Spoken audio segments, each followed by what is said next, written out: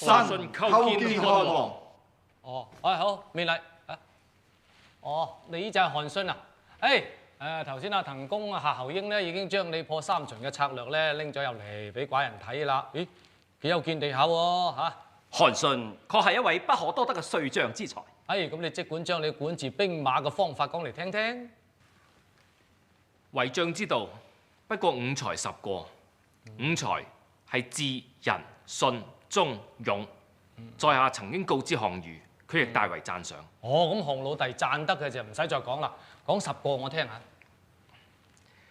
10個係有勇而無視死亡者，其一也；啱，有仁而不忍殺人者，其二也；有道理。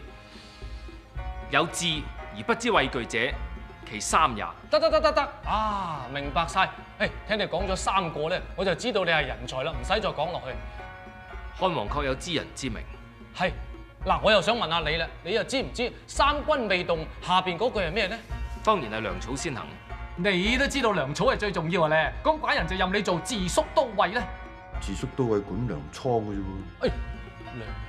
糧草係最重要噶嘛，管糧倉嘅亦都係最重要嘅，係要韓信啲咁嘅將才先做得嚟噶。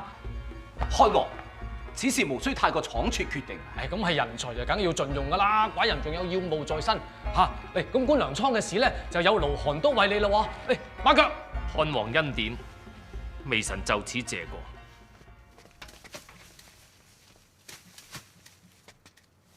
哎呀，啲豬香等喺邊啊？都冇大人講住要㗎。我點知啫？我要呢啲麥米去磨啊！喂，我度浴缸明明放喺度㗎，我點知啊？你問管事大人啦。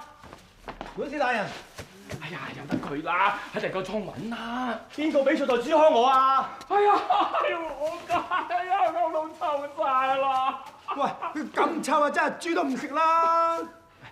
年終就咁樣浪費啲糧食，都不知幾多。要管好糧倉，對我韓信嚟講，只係牛刀小事啫。只要韓都尉能夠做出成績，我蕭何會將向漢王舉薦嚟。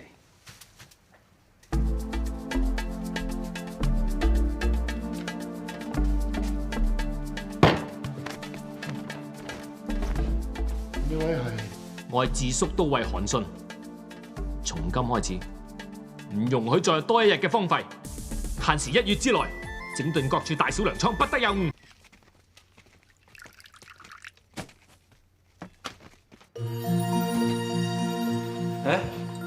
韓信，蕭丞相，沿途啲老百姓話俾我知，話你管理得啲糧倉好好，要我一定留你喺度做官。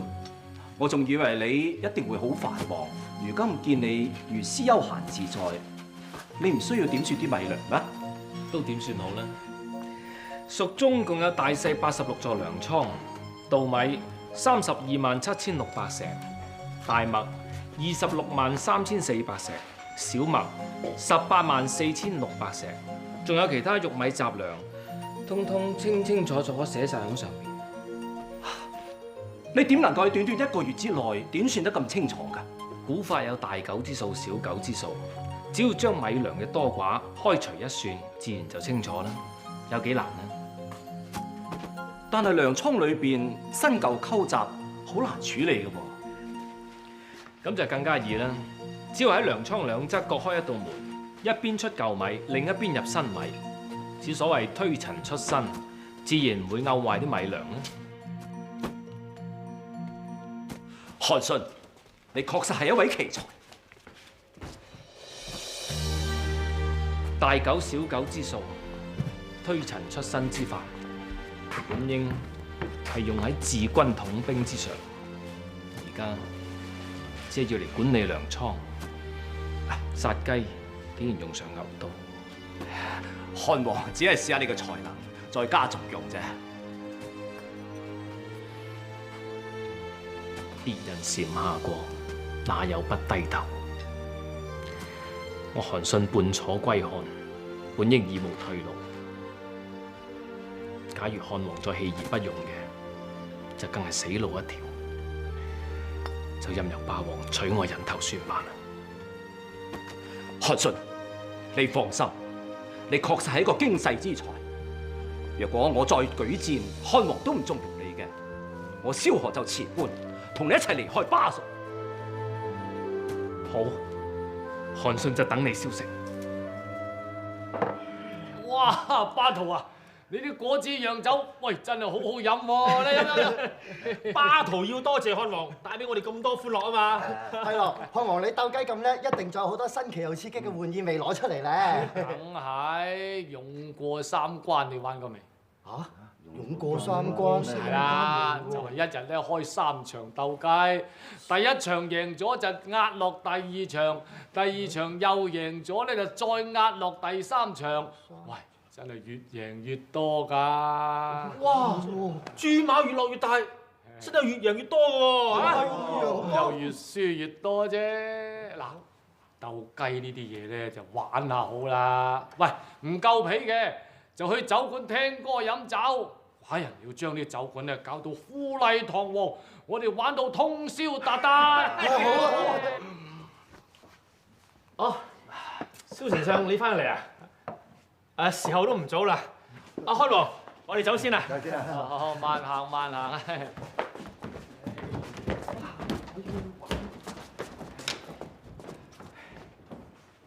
漢王，蕭丞相，寡人與眾同樂啊嘛。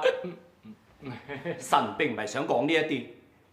上一次臣向漢王舉薦嗰個韓信，漢王仲記得嘛？韓信嗰個夸夫係嘛？韓信確實係一位經世之才，喺短短嘅1個月之內，將所有嘅糧倉點算得清清楚楚，仲推陳出新，將啲米糧打理得井井有條，啲老百姓個都稱讚佢嘅才能。我都話佢啱管糧倉嘅咧，因為佢做得咁好，咁寡人就加佢500石俸祿，官升3級。微臣自問官人入微，從來都唔會睇漏眼嘅。以韓信嘅才能，足以統領百萬大軍。佢嘅奇謀妙策，亦都足以大破三秦，領軍東歸。漢王，若果你想離開巴蜀嘅話，就要封佢為大元帥。封佢做大元帥？哎呀，蕭何，你咪聽佢誇誇其談呃咗你咧，寡人亦都難以向樊噲啊、曹參佢哋咁多人交代啊！佢哋個個都跟住我出生入死，嗰個夸夫淨係識得講幾句5才10過，毫無半點軍功喎。咁寡人就封佢，至於嗰啲兄弟唔怪寡人都過意唔去啦，係嘛？漢王。做大事要從大處着眼啊！唉，你嗱，我就最怕咧，你嗰個女娘娘咧講啲咩成大事啊！哇，佢知道有咗咩大元帥，仲哇發晒癲咁，又招兵又練兵咁，賺搞啫嚇！漢王，娘娘咁樣做都係為咗你好啫。我知佢為我好，但係寡人應承咗張司徒等佢嗰個天下大元帥嚟啊嘛！萬一我封咗個夸夫，嗰個大元帥嚟到咪盞搞出2個大元帥，哇咁啊盞頭痛啫係嘛？漢王一再推搪，都係唔想封韓信為大元帥啫。唉，一時3刻又唔係話要打仗，封遲啲有乜所謂啊？唉，既然漢王言不聽計不從嘅，我蕭何再留喺你身邊都冇意思啦。咁微臣請辭啦。哎呀，蕭丞相講得咁嚴重啊！封遲啲冇所謂，等寡人諗下考慮下先。你嚟飲杯酒先咧。喂，呢啲果子釀酒啊，真係好好飲㗎。我哋為咗個夸夫同寡人鬧翻呢又嘅，真。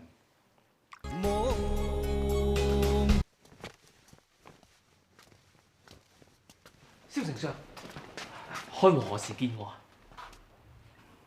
漢王一聽到韓都尉嘅推陳出新之法，將糧倉管理得井井有條，立即擊節讚賞。真嘅。不過巴蜀百廢待舉，漢王日理萬機，有好多急切嘅事要辦，暫時未想及斥立大元帥一事。係咪漢王根本冇打算封我做大元帥啊？你千萬唔好誤會啊！漢王愛才惜賢嘅，一定會冊封你㗎。不過你要耐心等候多少少日子。等我韓信仲要等到幾時？韓都尉，我仲有急切嘅公務要辦，等辦完事之後，今晚我哋把酒共酌，叫埋滕公夏侯嬰啊！萬大事有我哋。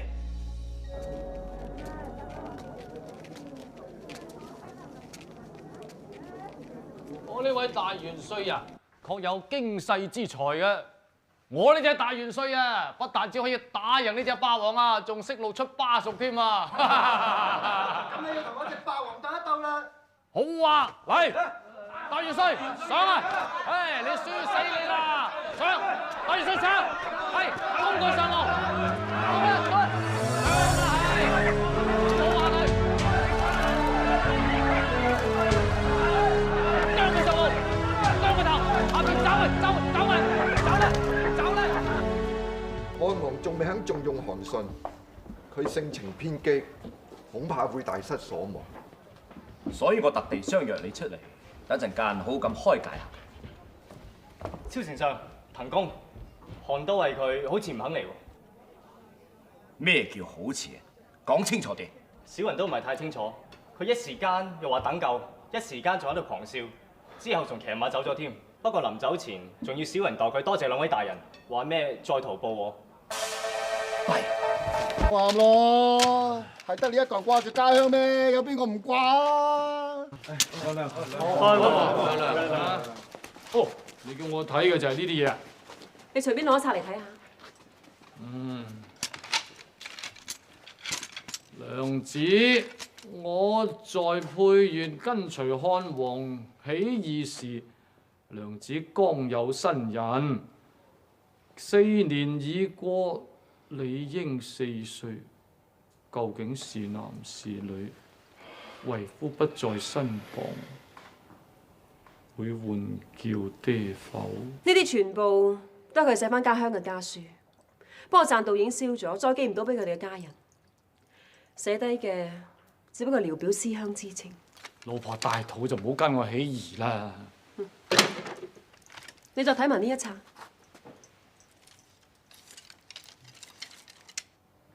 孩兒不孝，難以侍奉連埋雙親。奈何漢王終日吃喝玩樂，出蜀無期。孩兒恐怕就此老死他鄉，還望珍重。呢個家書邊個寫嘅？出嚟！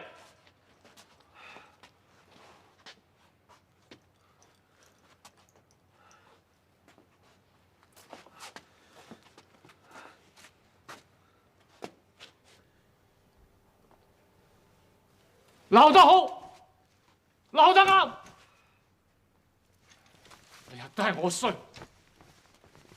你哋個個咁捱義氣同我斬白蛇起義，我就累到你哋個個返唔到家鄉。唔會㗎，漢王，而家都未遲㗎。只要你肯振作，一定能夠帶佢哋出巴蜀，帶佢哋返家鄉㗎。係啊，老表，我都好想翻去見下娘親啊！呢度試問有邊一個唔掛住自己嘅屋企人？你唔好叫我哋平時喺度嘻哈度日啦，其實係苦中作樂㗎咋。一到夜晚就喊到枕頭都濕晒，我想翻家鄉啊！我都想，但係冇法子啊嘛。唔會㗎，漢王，你有呢班咁好嘅兄弟，我仲聽蕭丞相講，佢已經揾到一個帥將之才，可以幫你訓練到佢哋成為鐵甲雄獅㗎。帥將之才？哦，你係講個韓信啊？寡婦嚟嘅喎。漢王自古用才不論出身，好似殷商伊尹，本來就係一個荒野匹夫。姜太公都只不過係一個老漁夫嚟啫嘛。寡婦喎，好難令人信服㗎喎。蕭丞相絕非魯莽之人，佢用身家性命嚟擔保韓信確有經世之才，一定係有佢嘅道理㗎。或者韓信誇誇其談，連蕭丞相都呃埋咧。佢哋個個想出巴蜀，個個想返鄉下，咸陽老百姓個個水深火熱，日盼夜盼你翻去做關中喎。而家有咁好嘅瑞將，做咩你唔試下？好啦好啦，即刻召蕭丞相同埋嗰個韓信嚟見寡人啦。像頭先見到韓信騎一隻馬出去喎。嚇？唔係咁都唔等得係嘛？漢王，我都見到蕭丞相同滕公騎咗匹馬好急走咗啊！嚇！哎呀，死啦！韓信，請留步啊！韓信，請留步！韓信，韓信請留步啊！韓信，你唔好走啊！韓信，漢王會回心轉意嘅。兩位大人，你哋睇到水中嘅月光嗎？睇到。我韓信今日亦都睇清楚，我嘅宏圖大志就好似呢個月光咁，只係水中幻影，並唔係真。不但止唔係真，仲係任人踐踏。韓信，你過於自貶啊！事實就係咁。當日楚項羽視我如草芥，攀山涉水，幹冇奇險入蜀。可惜漢王亦視我如無物。我生嚟就係指揮百萬大軍，但佢偏要我管理百萬石糧草。佢寧願封一隻雞做大元帥，亦都唔肯冊封我韓信。我心死啦！我韓信先叛楚，後捨漢而去。今日一走，天下恐怕再無我韓信立足之地。但係都好過留喺巴蜀，任人凌辱。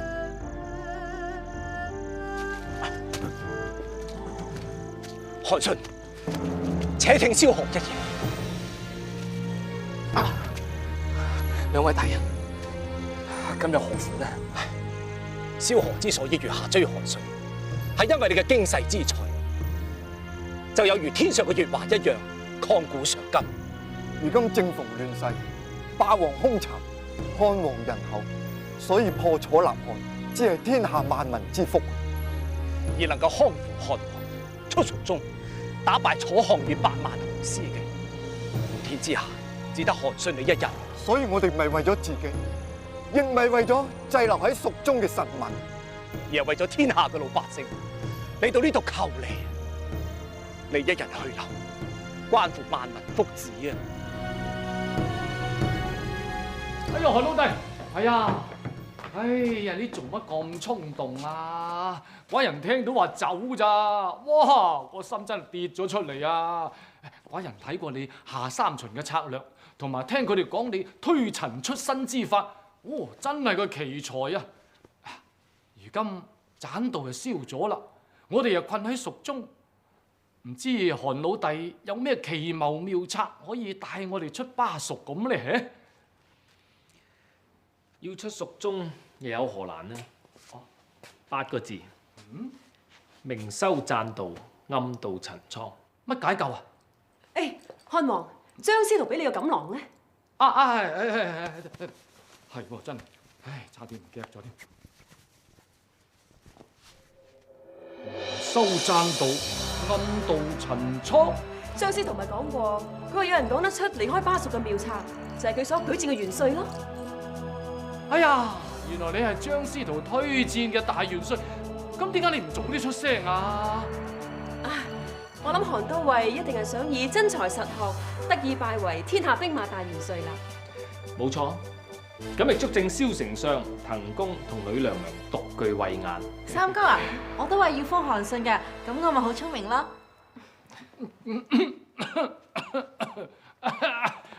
韓兄弟，原來既然係張司徒早就屬意嘅，咁寡人就即刻封你做大元帥。咪住，你要封我做大元帥，首先要應承我2件事。講。第一，明修棧道，暗度陳倉呢8個字，只可以俾今日喺呢度嘅人知道，千萬不可泄漏。軍機大事一定要守密啦。其二，係拜將之禮，我要隆而重之。詳情將另行稟告，望漢王萬勿推搪。登壇拜將就當然係要隆重其事嘅。仲有一樣我差啲唔記得咗，係全個巴蜀只可以我韓信稱為大元帥，咁梗係得你一個大元帥啦。好似唔止一個噃。嚇？三哥啊，你隻鬥雞咪叫大元帥嘅？即刻揾人放咗佢，就以後嚴禁鬥雞，圖謀大事啊，點可以玩物喪志㗎？